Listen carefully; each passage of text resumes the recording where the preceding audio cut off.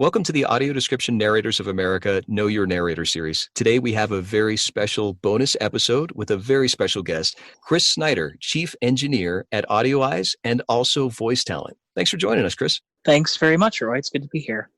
Let's jump right in. Let's talk about what you love about audio description. Oh, man, where to start? Yay! I love the fact that it's something that exists now for the first thing. I mean, when I was a kid, I'm 41, and when I was a kid, there wasn't much of anything, really.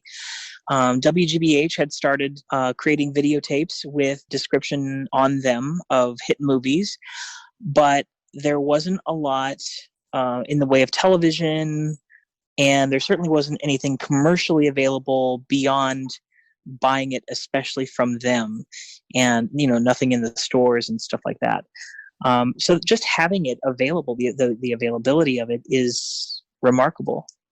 And and I like the fact that now that television shows are sort of drifting away from dialogue centric programming, and they're putting up things with subtitles and long stretches of movie or television show where there isn't any dialogue and they're showing a series of images or shots. It's really nice to have the description there so that we can still follow along. I should mention I'm also totally blind. I don't know if that's relevant, but so I'm also a viewer of this stuff, and it makes a big difference in the ability to follow the television shows and movies. When you see the changes that have happened from videotapes to today with the multiple streaming technology even, what do you think was the thing that brought about the change most significantly?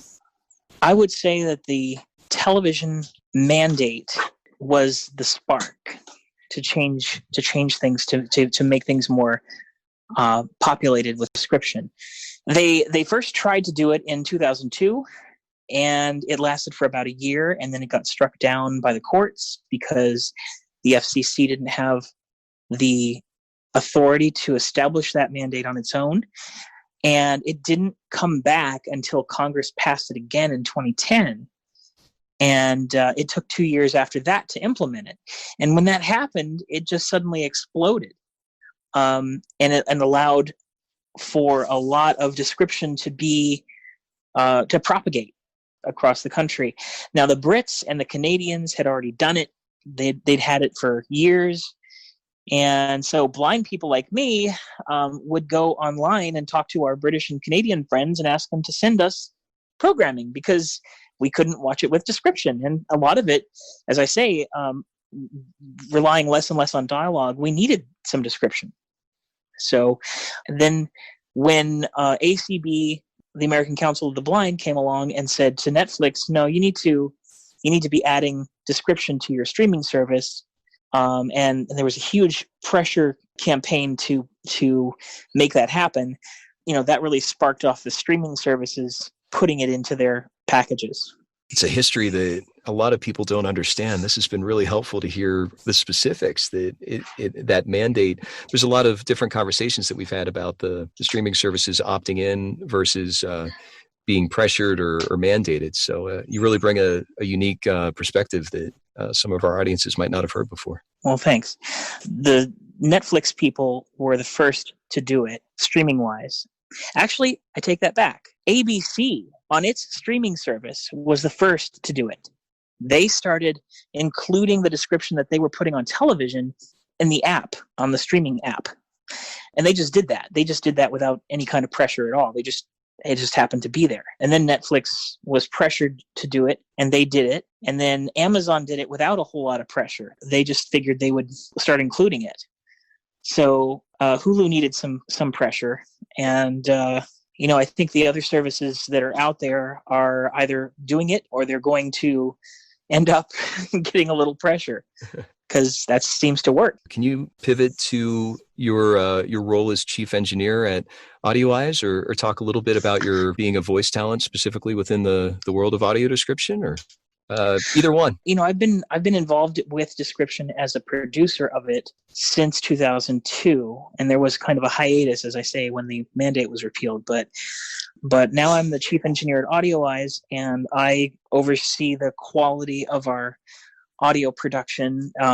We don't use. I know there's people. Some people are aware of the machinery, the automatic description machines that have made their presence known, but we still do everything with a human touch. We still hand mix, we direct our VO generally, we record, we edit. Everything is done with human hands involved. There's no real automation for that. And I know that the industry is still primarily that way, but there are a lot of pushes toward automation to try to cut costs. And I think the problem with that is you end up cutting into the quality of the description, because machines aren't people and they don't understand context. And there's a lot of context involved with description, and with when you're working on a show, maybe you don't need to lower the volume by 10 decibels because there's not a machine gun firing right now. There's a lot of context that machines don't understand and that people do, and that's why I think I'll probably forever be a fan of human mixed description. I think I'm also, and I say this advisedly, I think I'm also possibly the only well, let me put it this way. My company, our company, AudioEyes, is the only company that hires blind audio engineers at the moment. I'm pretty sure nobody else does, at least in this country. There's kind of a pressure to succeed because, as I have said to many young blind people, if you aren't good, if you're not the best at what you do, then when you make a mistake, it tends to be thought of by sighted people as the reason for your mistake is because you're blind. It's not because you just had a bad day or you didn't have coffee that morning. And so there's a lot of pressure to make it right, to do the job right, to make it good. And so there's some of that. But I think other description companies need to get on board and start hiring blind people in the process. And it sounds like those standards that you bring to the company, both as a professional engineer and also your experience as a blind audience member, that does contribute to the quality that you talk about, that those standards do mean something in the results. Yeah, I think they do. And I think having that much experience gives me the ability to have an informed opinion about what sounds good, what doesn't sound good, what is good description, what isn't good description. I'm certainly not the authority. I'm not a final authority by any stretch of the imagination, and I would never claim to be. But I do think that, being involved with it for 18 years certainly gives me more experience than some others may have had, and certainly more experience than some of the new companies that have just recently popped up that want to do description. They're not dealing with people who've been in the industry for years, and they're certainly not dealing with blind consumers coming to the table and evaluating their scripts. So there's something to be said for that. It sounds like the context that you bring from your experience and from your skills that can't help but set a really high quality standard. Well, I hope so. I hope that that's what people think. I hope that they enjoy what we put out. One of the nicest things about doing this work is that it makes a difference to people. If I wanted to do that, I could do it in any number of nonprofits or, in other organizations. But I think that in this particular one, I get to use the talents that I like, the talents that I have that I enjoy using to make a difference for people and make them more able to follow programming. When it comes to the voice recording, you as a narrator, for example, do you just read words from a script, or what do you bring to the table when you're doing your narration? Context. I think great context. Word. I love that you keep coming back to that. Well, it's so important. I mean, whether you're a filmmaker or a consumer or part of the production team, whatever project you're dealing with, context is extremely important. There are a lot of narrators out there who don't have the opportunity to view the program in its entirety. And I'm one of them. And sometimes there's no time to do that. But the way that we at AudioEye's prepare our scripts is a little bit different from most of the other companies out there because they started from a closed captioning perspective. So they lock things down to the frame. So they'll have a narrator start at, I'm just pulling time codes out of the air here, but like 1 minute, 20 seconds, and 27 frames. And the narration is supposed to end at 2 minutes, 1 second, and 13 frames. And that's the time allotted for this piece of description. Well, the problem with that is the narrator isn't getting to hear a cue, a piece of audio before or after their narration. And so you don't have any way to judge the scene other than the words in the script.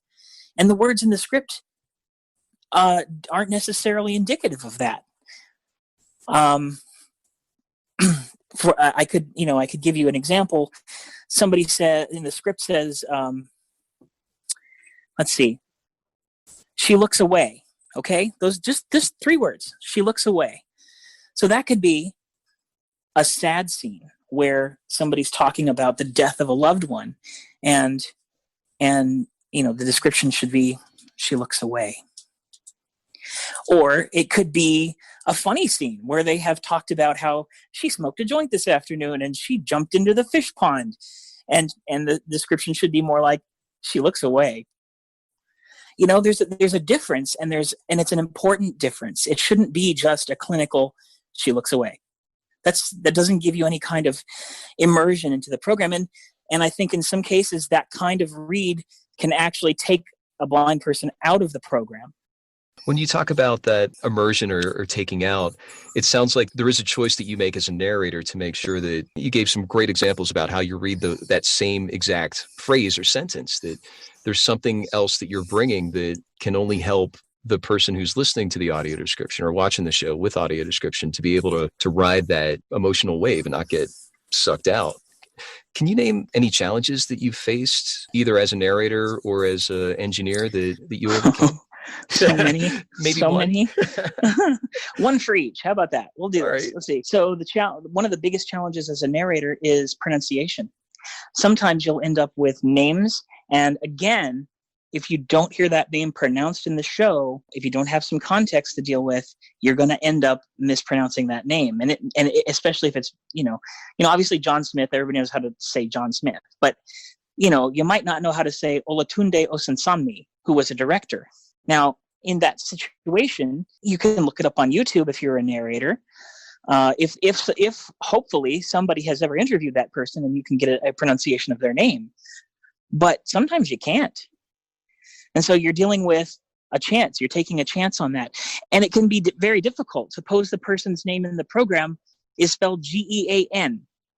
Well, if you're dealing with an American setting, that's Jean. But if you're dealing with a French setting, that's Jean. And if you don't have any kind of context, you don't know what to say.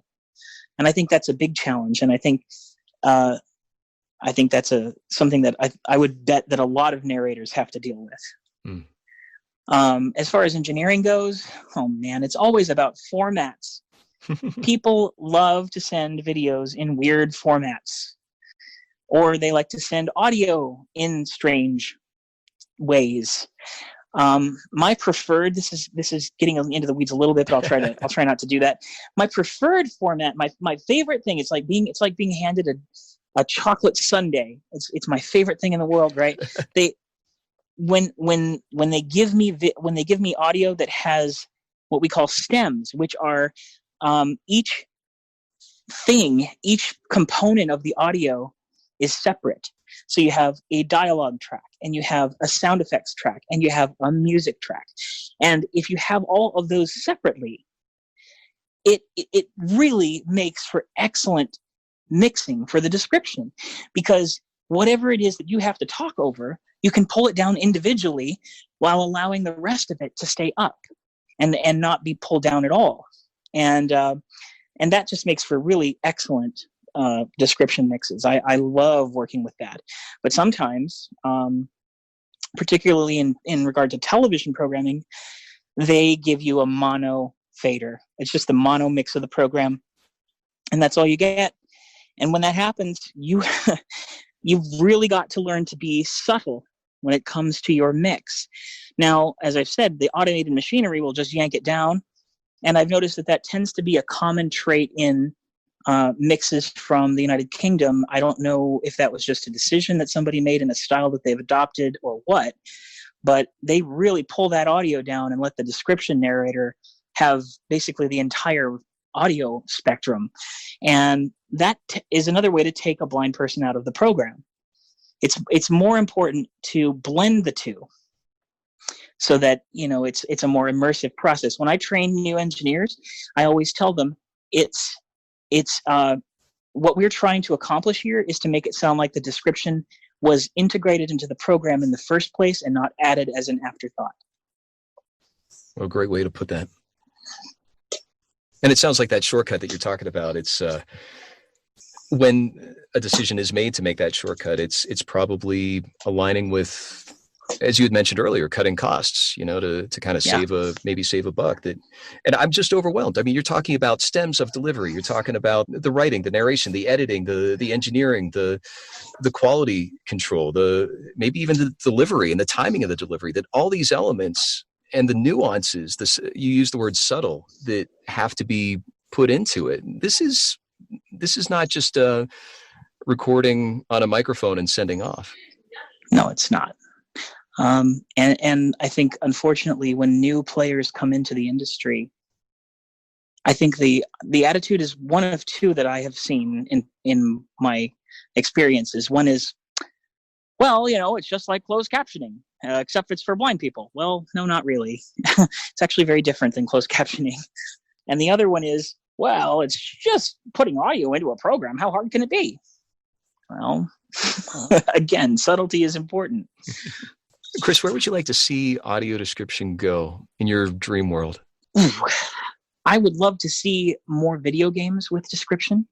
Honestly, I'm kind of a futurist. I'm a Trekkie.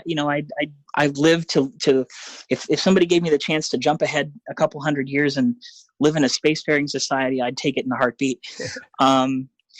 But I would like to see our virtual reality and augmented reality platforms acquire some description. I think that would be really interesting. And I think that it would be very difficult, but I think it would be really interesting and rewarding. Same with video games. When I was a kid, growing up totally blind, I played video games, but they were text-based. Or they had really good sound. They had really good soundtracks with sound effects for everything you did. That's not always the case anymore. And a lot of programs are kind of reality immersive. So you get just, the sound effects you would expect in a situation. So playing those is not the easiest thing in the world. But having a description track or having some kind of shortened, abbreviated description in order to be able to play the game, I think is an important thing. And of course, I do want to see all of the streaming services adopt description. There's a quote late May from the Naughty Dog developers for The Last of Us 2 that had an interview where they talked about how they're providing access for their game. And they said, it's not about dumbing down a game or making a game easy. What our players need in order to play the game is parity with everyone else. And we absolutely had to plan these features early in production. It was absolutely critical. Yes. You find some parallels there with audio description? I sure do. Okay. Yep. I don't want to change the subject from video Not games at all. and virtual reality, but it seems like there's a gap that can be. You've hit the nail on the head. You have hit the nail on the head. What it's about, and when I'm saying what accessibility is about is starting your plans for accessibility in the project that you're going to do from the ground up. It doesn't matter if it's video description or if it's game design or an operating system for a computer. It always works better when you start that process from the ground up, when you start it at the very beginning and plan for it in every step of the way. It shows every time. When Apple went to OS X, they did a revamp of it, and they started from the ground up on, I think it was Leopard 10.5. It was a completely brand new design. They kept some elements, but really they started from the ground up. And somebody on the Apple team said, we need to include screen reader access. And they did. And it showed that they put it in integrally. It showed that they integrated it at the beginning with the operating system because it all just worked.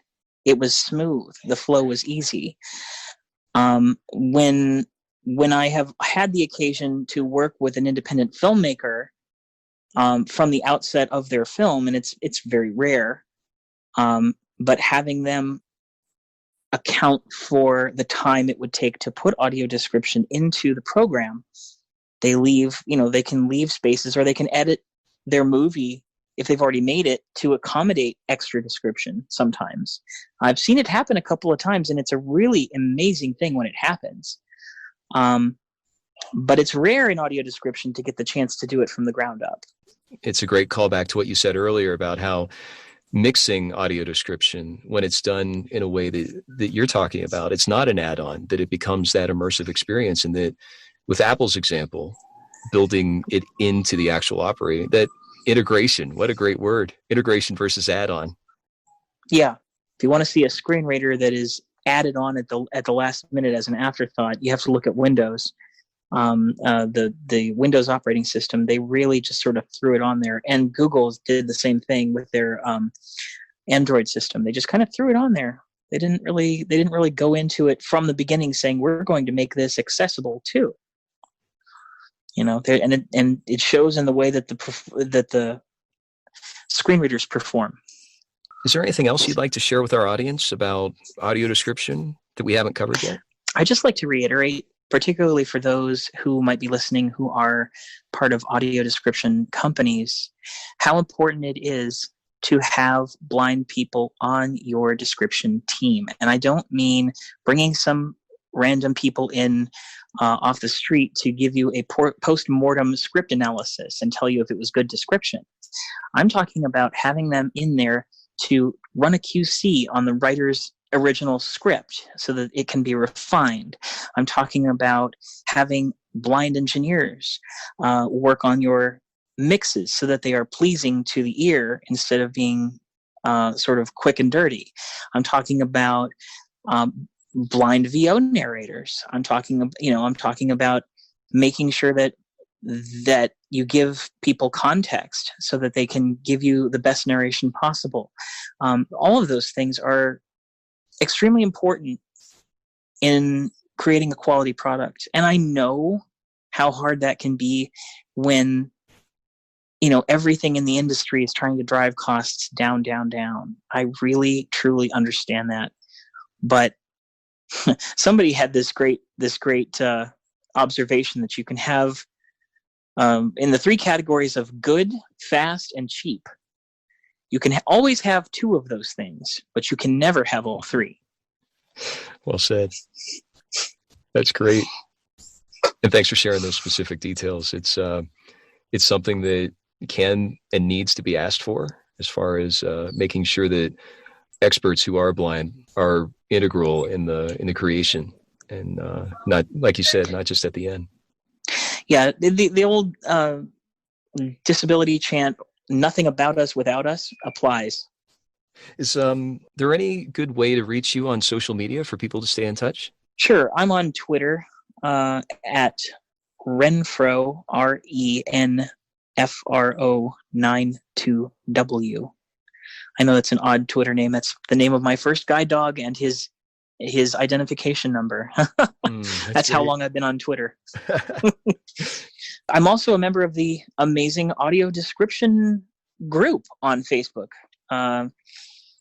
which I encourage people to join. I think that's a fabulous resource, and it encompasses blind consumers and narrators and people who run the companies, and there's a lot of people there, and it's a really great place to talk about it and even to get in touch with people. And that's the audio description discussion group that's run by Kevin Thompson? That's right. Yeah. What a lively conversation. It seems like every week there's something that bubbles up there. Yes. And it's always a lot of fun. Thanks so much, Chris. It's great to have you on this bonus episode. Well, thank you for having me. It's been a blast.